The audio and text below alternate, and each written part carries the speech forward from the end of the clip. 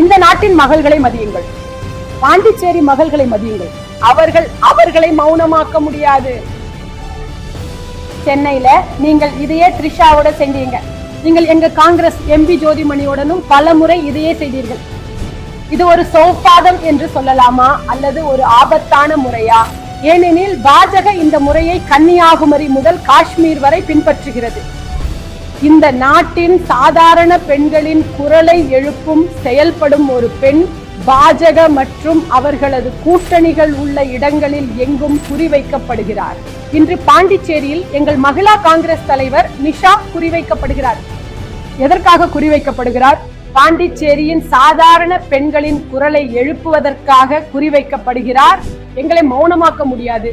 நீங்கள் எங்களை மௌனமாக்க முடியாது. நீங்கள் எங்களிடம் இதை செய்ய முடியாது. நாங்கள் இதை ஏற்க மாட்டோம். நாங்கள் நீதியை கோருகிறோம். நாங்கள் எங்கள் மகிழா காங்கிரஸ் தலைவரோடு நிற்கிறோம். புதுவை மக்களின் ஒரே நம்பிக்கை காங்கிரஸ்.